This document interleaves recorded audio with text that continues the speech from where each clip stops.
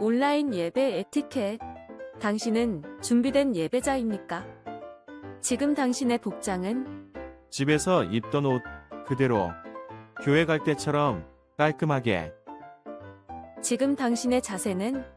침대에 누워서 편안하게 책상에 앉아서 준비된 자세로 찬양을 부를 때 당신의 자세는? 누가 들을라 침묵을 지켜요. 마음을 다해 소리내어 찬양해요. 기도할 때 당신의 자세는? 누가 보지도 않는데 다른 짓 좀 하면 어때? 마음과 정성을 다하여 진심으로 당신의 예배 자세는 어떤 모습인가요? 준비된 몸과 마음으로 하나님께 영광 돌리는 거룩한 예배 시간 되시기 바랍니다.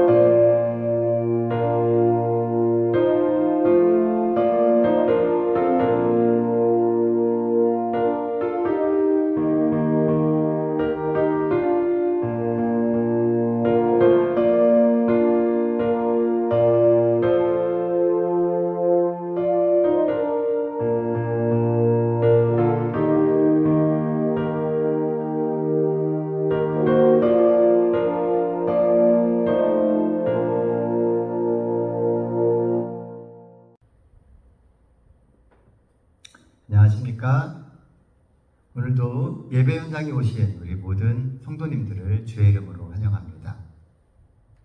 새롭게 시작한 8월 한 달이 여러분들이 계획하신 대로 잘 흘러가고 있습니까?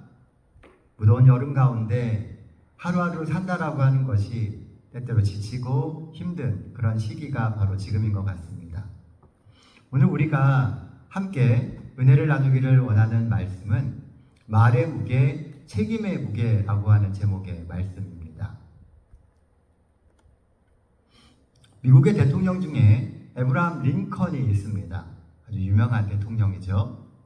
이 에브라함 링컨은 그가 대통령이 되기 전에 변호사로서 생활을 했었습니다. 한 번은 그 변호사 시절 의뢰인이 잘못 보낸 25센트를 돌려주기 위해서 밤새 8km의 거리를 걸어가서 그것을 돌려주었다고 합니다. 그때 그가 했던 말은 작은 돈이지만 나는 정직을 택합니다 였습니다. 참 정직하고 올바른 행동처럼 보입니다. 그런데요, 어찌 보면 참 융통성 없이 꽉 막힌 사람처럼 보이기도 합니다. 하지만 여러분들이라면 이런 사람에게 믿고 일을 맡기실까요? 맡기지 않으실까요? 대부분의 사람들이 이런 사람들에게 자신의 일을 맡기고 싶어 합니다. 왜냐하면 어쨌든 이런 사람은 정직하고 믿을 수 있기 때문에 그렇습니다. 작은 약속 앞에서도 신실한 사람이 큰 일에서도 믿음직합니다. 오늘 우리가 삶의 작은 문제에 있어서 어떠한 생각과 어떠한 자세로 살아가느냐가 우리가 앞으로 직면하게 될 인생의 여러 가지 문제 가운데에서도 똑같이 적용된다는 것이죠. 매일 매순간 하나님 앞에서 하나님과의 약속을 잘 지키며 살아가려고 힘쓸 때 인생의 결정적인 순간에도 우리는 하나님 앞에서 신실할 수 있습니다. 우리가 하는 매일매일의 믿음의 고백이 그냥 공수표가 아니라 하나님 안에서 정말 우리의 삶을 변화시키고 붙들어줄 수 있는 신실한 약속이 될 수 있다는 것이죠. 오늘 함께 우리가 은혜를 나누고자 하는 말씀은 바로 그런 신실함에 관한 말씀입니다. 민수기 30장에 있는 이야기입니다. 모세가 이스라엘 자손 지파의 수령들에게 말하여 이르되 여호와의 명령이 이러하니라. 사람이 여호와께 서원하였거나 결심하고 서약하였으면 깨뜨리지 말고 그가 입으로 말한 대로 다 이행할지니라. 모든 서원과 마음을 자제하기로 한 모든 서약은 그의 남편이 그것을 지키게 할 수도 있고 무효하게 할 수도 있으니 그의 남편이 여러 날이 지나도록 말이 없으면 아내의 서원과 스스로 결심한 일을 지키게 하는 것이니 이는 그가 그것을 들을 때에 그의 아내에게 아무 말도 아니하였으므로 지키게 됨이라. 오늘 본문에서 다루게 될 주제는 서원이라고 하는 것입니다. 자, 서원이 뭡니까? 우리가 하나님께 드리는 약속입니다. 이렇게 하겠다고 하나님과 하는 약속이죠. 바로 그 약속에 관한 규례가 바로 오늘 본문의 내용입니다. 본문이 주는 첫 번째 기별은 하나님 앞에서의 약속은 지켜져야 한다입니다. 민수기 30장 2절에 나오는 말씀입니다. 하나님이 여호와께 서원하였거나 결심하고 서약하였으면 깨뜨리지 말고 그의 입으로 말한 대로 다 이행할 것이니라. 이 민수기 30장은요, 하나님 앞에 우리가 했던 서원과 서약에 관한 설명을 기록하고 있습니다. 그래서 사실 읽으면서 어찌 보면 좀 부담스러운 이야기가 민수기 30장의 이야기들입니다. 사실 우리는 알게 모르게 하나님 앞에서 참 많은 서원들을 하고 살아갑니다. 특히 정말 간절히 원하는 어떤 것이 있을 때에는 더 그런 것 같습니다.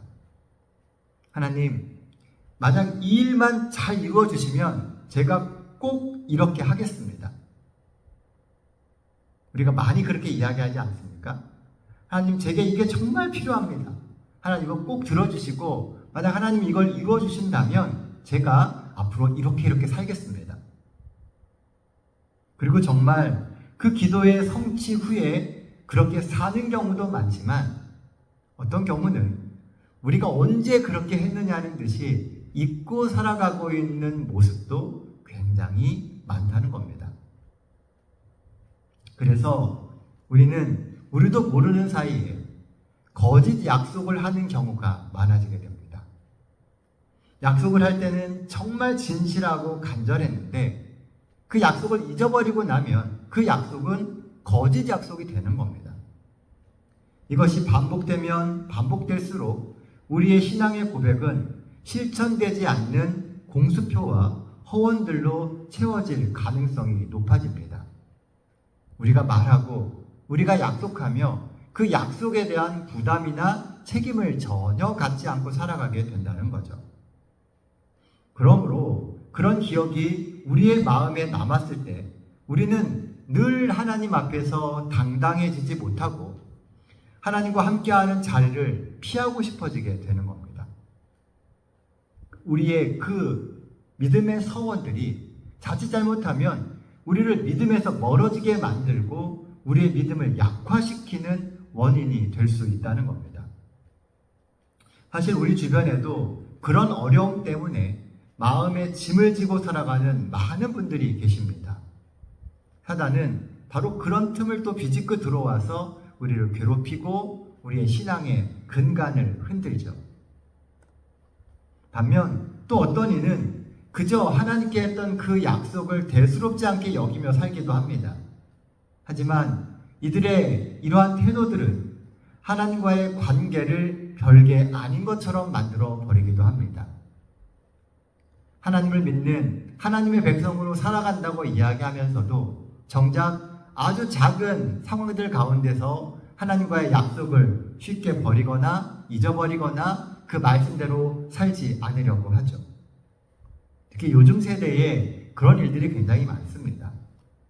성경에서 이야기하고 있는 확실한 믿음의 원칙들과 삶의 방향들을 우리는 이제 그것은 다 구시대의 유물인 것처럼 취급하며 쉽게 넘어가 버립니다.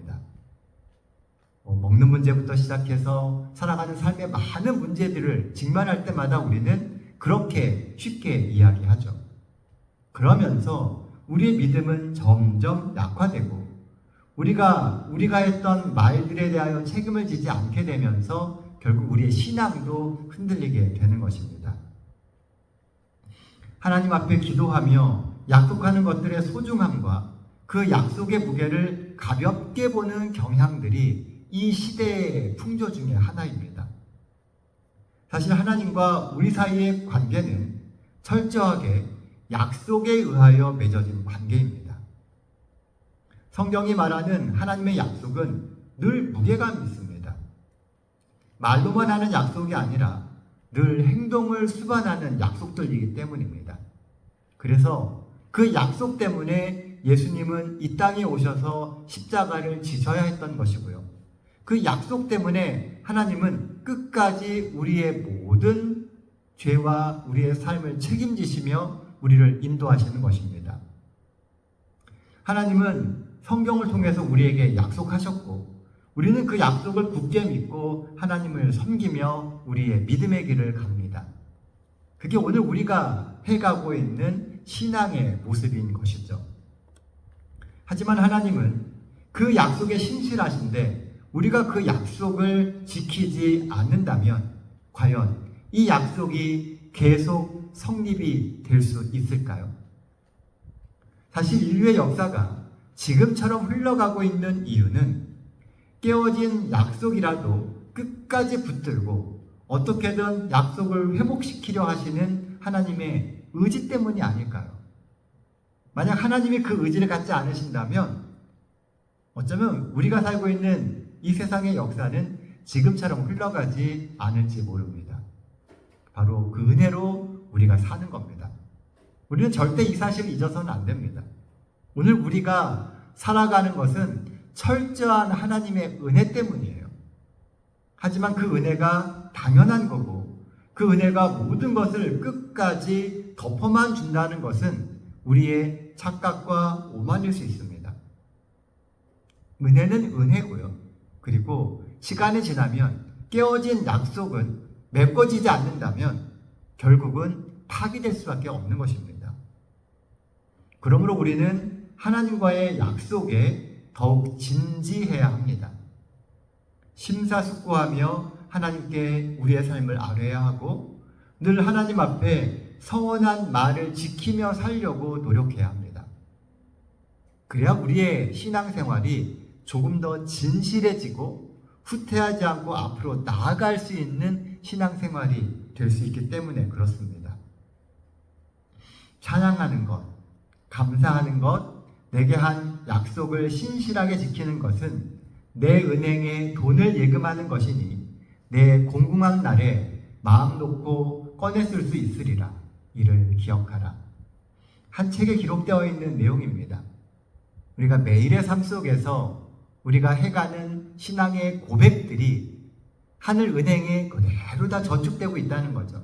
그리고 그렇게 쌓여진 우리의 신앙의 약속들, 믿음의 호소들이 정말 힘들고 어려운 시기에 우리의 믿음을 붙들어주는 힘이 될 수 있다는 겁니다. 우리가 그것을 인출해서 쓸 수 있다는 거죠. 하나님께 약속을 지키며 사는 것은 하늘 근거에 우리의 신실함을 저금하는 것과 같습니다. 쌓여진 우리의 신실함이 우리의 구원의 보증이에요. 왜냐하면 하나님을 믿는 자에게 구하시는 것은 신실함이기 때문에 그렇습니다. 우리가 하나님 앞에 진실해지고 신실해지게 될 때 우리의 믿음은 더욱 굳건해질 수 있습니다. 이 한 주 우리는 하나님 앞에 모든 일에 있어서 신실했습니까? 하나님의 은혜가 우리의 삶의 소망입니다. 그러니 그 은혜를 가볍게 보지도 놓치지도 않게 되시기를 바랍니다. 안식일을 지키는 것도 믿음의 서원 중에 하나이고 11조와 각종 헌물을 드리는 것도 하나님 앞에 믿음의 서원 중에 하나입니다. 그러므로 우리가 그리스도인이라면 반드시 지켜야 하는 하나님 앞에 약속이에요. 우리가 누구에게 속했으며 우리가 어떤 믿음 생활을 하는지를 보여주는 것이 우리의 하루하루의 신앙의 고백과 삶의 모습이기 때문에 그렇습니다. 심리학자들의 연구에 따르면 갑자기 머리에 떠오른 아이디어의 유통기간은 72시간이라고 합니다. 어떤 좋은 생각이든 72시간, 즉 3일 이내에 그것을 행동으로 옮기지 않으면 아무리 좋은 생각도 나중에 다시 실행할 확률은 1%밖에 되지 않는다고 합니다. 다시 말하면 좋은 생각이나 어떤 결심을 이루려면 반드시 3일 안에 실행해야 한다는 겁니다. 성공학자인 위르겐 휠러는 72시간 내에 실행해야 할 중요한 계획을 걸러내기 위해서 6개 단계를 만들었습니다. 첫 번째는 가시적인 계획을 떠올리라는 겁니다. 이걸 우리의 신앙에 적용해 보면요. 우리의 믿음 생활을 하다가 우리가 갑자기 하나님이 주시는 어떤 생각이 떠올랐어요. 그러면 그것을 어떻게 삶에서 적용할 수 있을지를 구체적으로 생각해 보는 겁니다. 그리고 두 번째는 실행 전략에 대해서 생각하는 겁니다. 어떻게 내가 이것을 이룰 수 있을까? 방법을 찾아보는 거죠. 그리고 세 번째는 그것을 할 때 도와줄 사람이 있는가를 생각해 보라는 겁니다. 동역자를 찾으라는 거예요. 네 번째는 계획이 실현 가능한 상황인지를 생각해 봐야 합니다. 지금 내가 살아가고 있는 현장에서 이게 정말 가능한 건지, 그리고 누군가 이미 그것을 이룬 사람이 있는지 생각해 보는 겁니다. 그리고 그 사람에게 도움을 받을 수 있을지를 생각해 보라는 거죠. 이런 단계를 거치다 보면 하나님이 우리에게 주시는 어떤 생각들이 구체적으로 어떻게 실행에 옮겨질 수 있고, 그걸 할 때 같은 동역자를 구할 수 있으며 우리에게 조언을 해줄 수 있는, 흔들리지 않고 실패하지 않게 조언을 해줄 수 있는 사람을 얻을 수 있게 된다는 겁니다.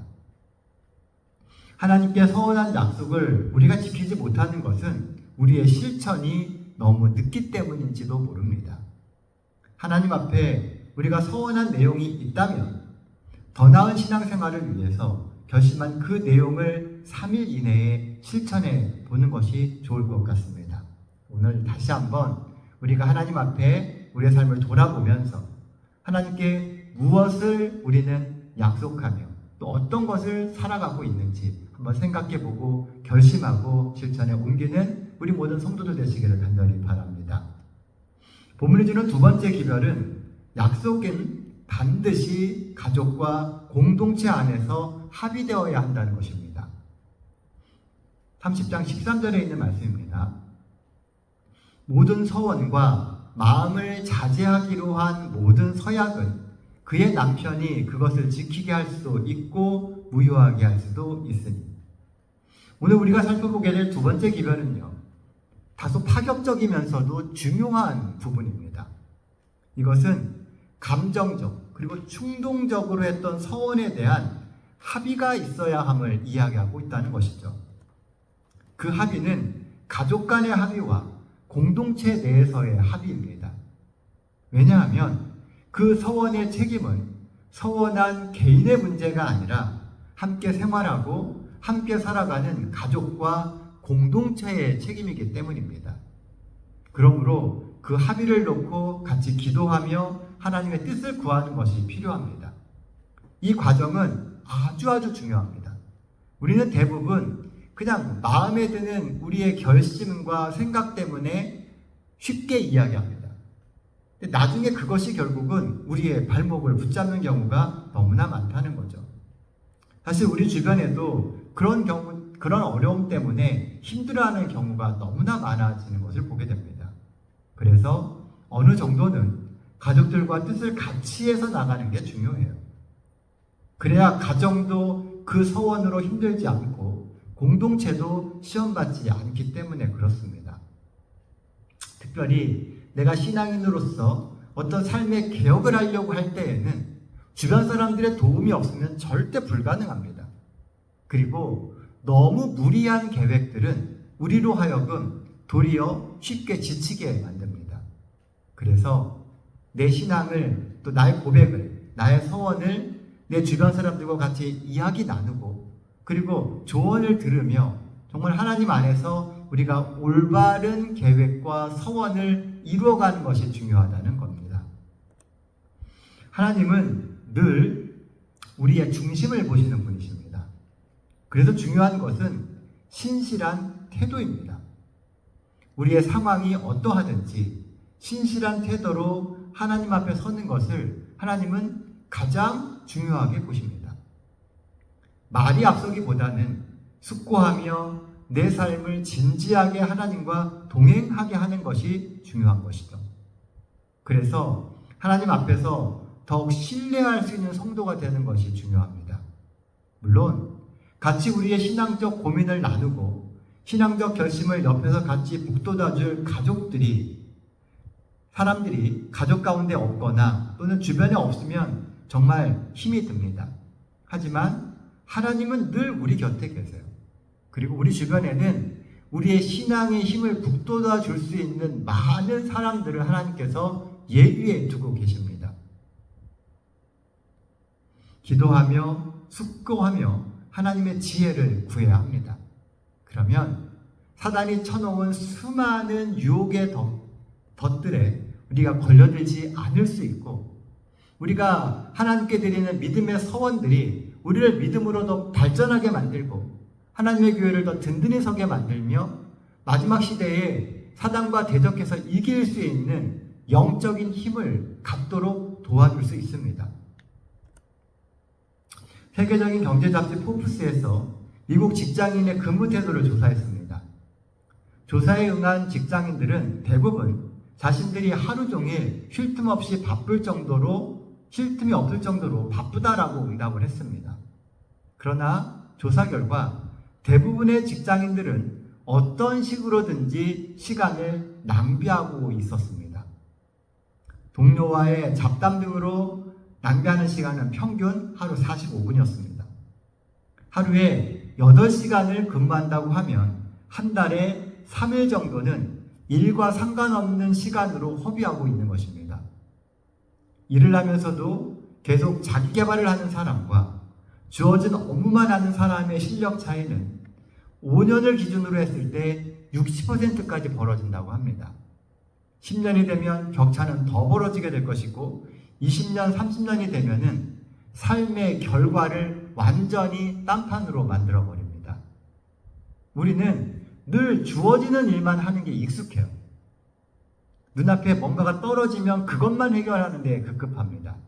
그런데요, 사실 우리가 더 발전하고 더 나은 신앙인이 되는 방법 중에는 하나님이 우리에게 주시는 생각들을 구체화시켜서 계속 삶을 변화시켜 나가는 게 중요하다는 겁니다.